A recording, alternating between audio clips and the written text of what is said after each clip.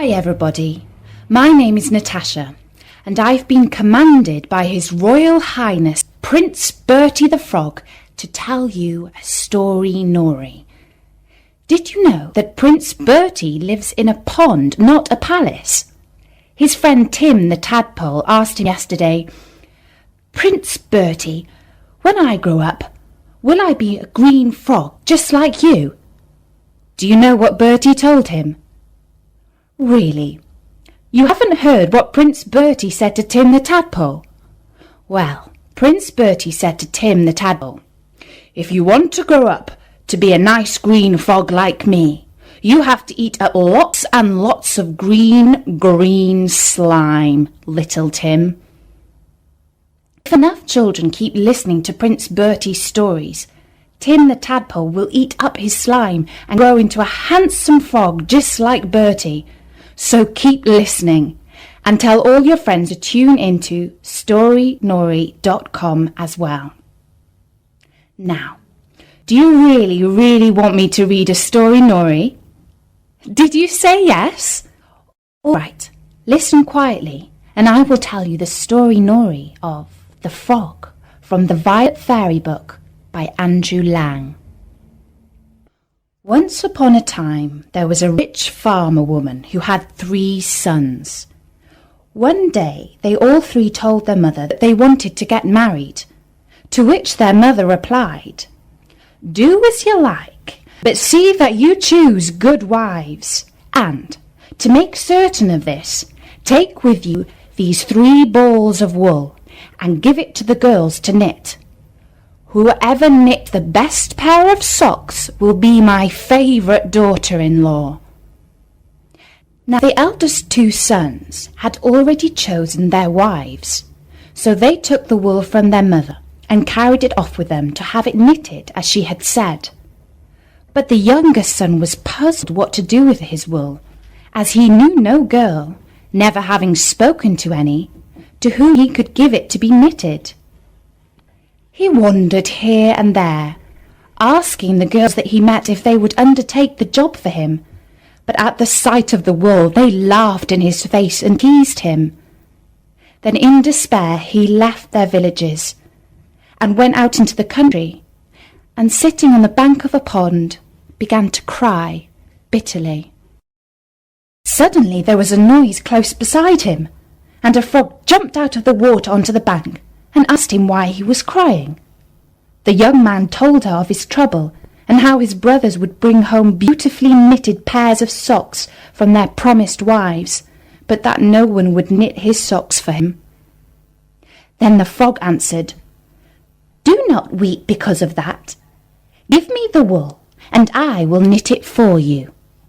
And having said this, she took it out of his hands and flopped back into the water, and the youth went back, not knowing what would happen next. In a short time, the 2 elder brothers came home, and their mother asked to see the pairs of socks that had been knitted out of the wool that she had given them. They all 3 left the room, and in a few minutes the 2 eldest sons returned, bringing with them the socks that had been knitted by their chosen wives. But the youngest brother was greatly troubled, for he had nothing to show. Sadly he took himself to the pond, and sitting down on the bank, began to weep. Flop! And the frog appeared out of the water close beside him. "Take this," she said. "Here are the socks that I have knitted for you." You may imagine how delighted the young man was.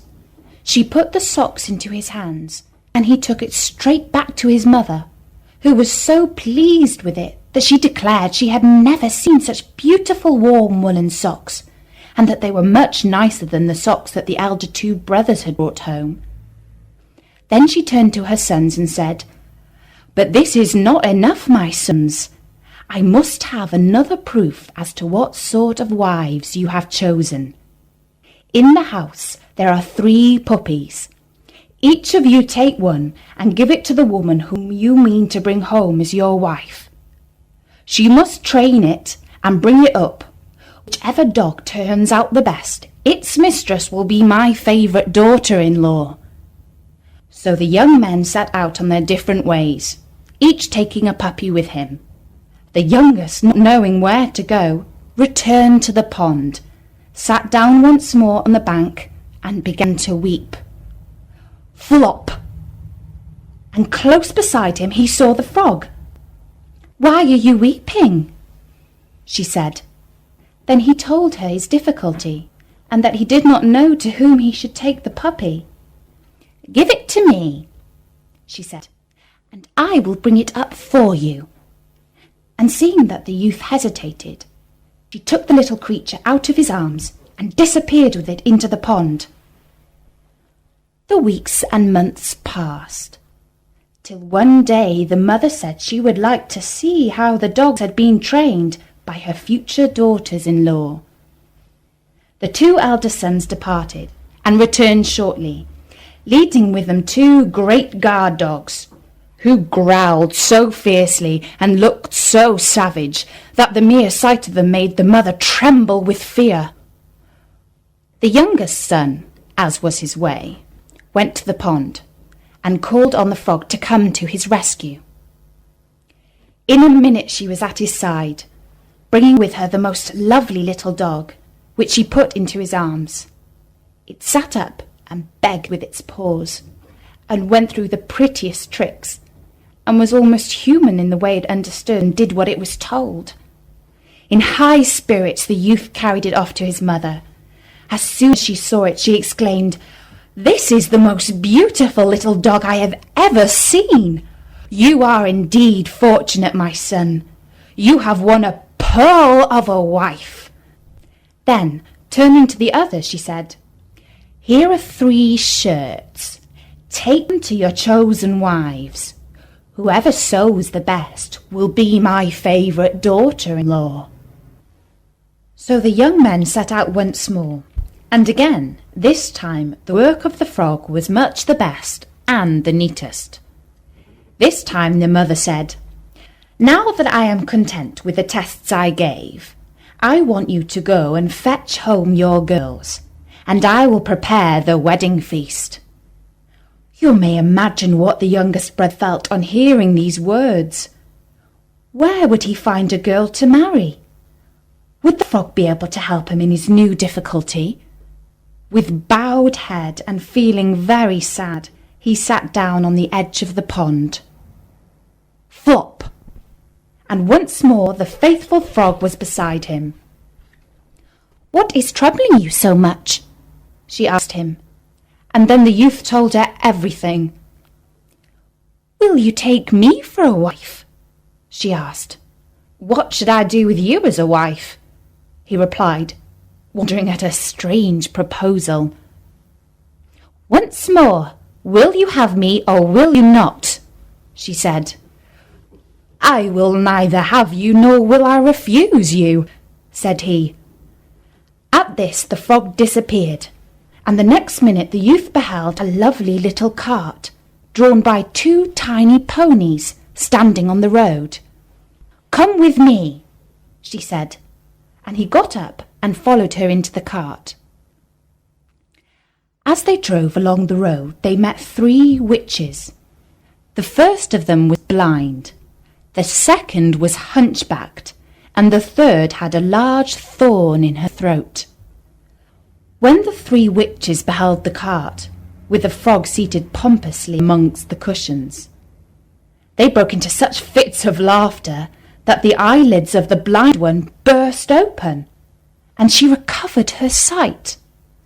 The hunchback rolled about on the ground in merriment till her back became straight, and in a roar of laughter the thorn fell out of the throat of the third witch.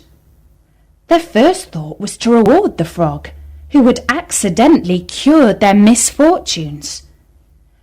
The first witch waved her magic wand over the frog, and changed her into the loveliest girl that had ever been seen.